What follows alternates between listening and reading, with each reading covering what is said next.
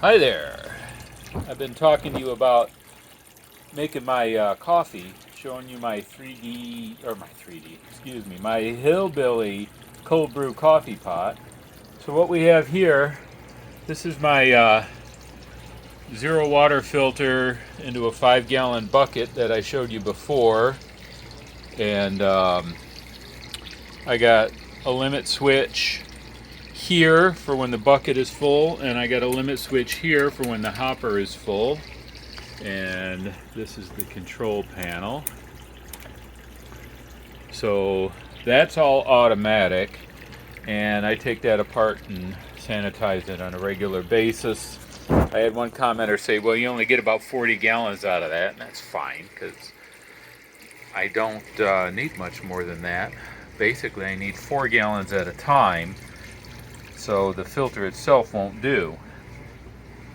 So I fill that up with water, and then I will show you how I steep my coffee. This is a 5-gallon filter bag that fits into a 5-gallon bucket, of course. And then I have 2 cups of unnamed coffee, and yes, these are both decaf, but I like blending these two together. And those of you who poo-poo decaf haven't tried the new stuff. It's much better than it used to be. So, 2 whole bags of coffee. That makes 4 gallons of cold brew. Is it wasteful? Yes. Is it yummy? Yes. So this is my rinse bucket. This is also the bucket I use to make cold brew tea. And then this is my steeping bucket. And then this will be my pour bucket after I wash it, of course. I didn't wash it from the last one yet. And so we put this in here and get everything all good and wet. And then I let it sit for a minimum of 12 hours. All right, got the lid on the bucket. Got the steep bag in there. She'll sit for 12 to 24 hours.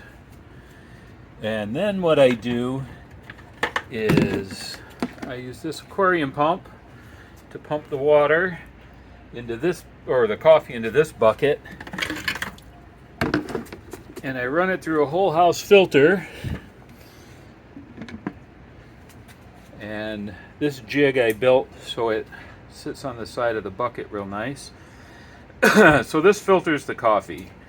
Then after that, I will use the same pump in that bucket and pump it into gallon jugs and then put it in the fridge for long store keeping.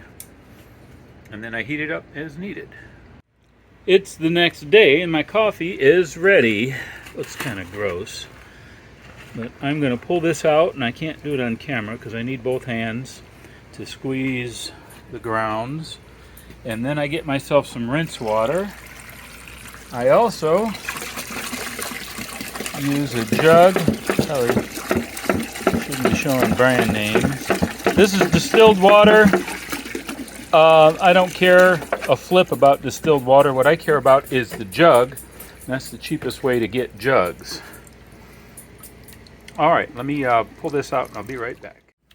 Okay, that was all squeezed out and emptied. Now I take myself, this is a whole house water filter,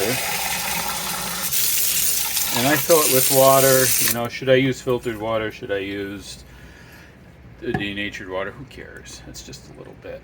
But I printed this base on it so that it stand up better. And I use a 20 micron filter in here.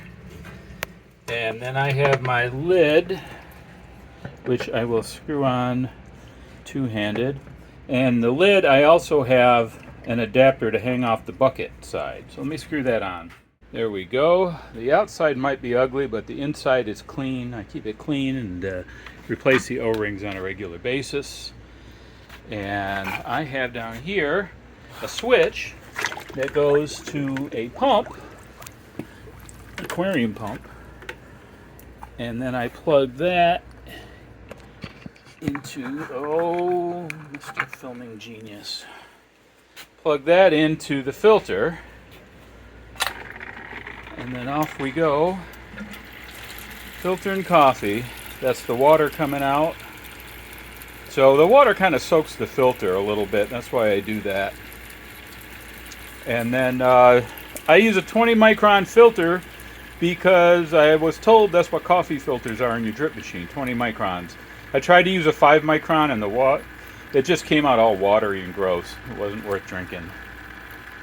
So I will empty this bucket through the filter and be right back. Right, you can see all the sediment that's filtered out of there. She does a good job. And we dump all that and clean the filter, make sure the O-ring's still good, sanitize it, and get ready for the next. Oops, I only filmed the last 2 seconds of that. I'll have to do it again. So there's filtered coffee. I put the pump in there. Then I take one of these new milk jugs and run the hose down. I have to put the hose all the way down in the bottom, or when I start pumping, the coffee will cavitate and make a bunch of bubbles. And we hit the pedal, the foot switch, not foot pedal. Foot pedal is redundant. That's my English professor rant for the day. Ped means foot. I broke my toe. I got a compression wrap on there. So we run this to the top. If I leave it in there, it starts backflowing. So I got to pull the hose out, top her up, and then I will do this 2 more times, and I will have 4 gallons of yummy, yummy, yummy coffee, and it stays in the fridge. It stays good for 2 weeks. Really, I try to have it gone by a week and a half. 2 weeks it stays good. After that, it starts tasting old. You know, every morning I'll heat a cup up, and every afternoon I'll heat another cup up, take it to work with me, and share it with some friends. And that's my coffee. Thanks for watching.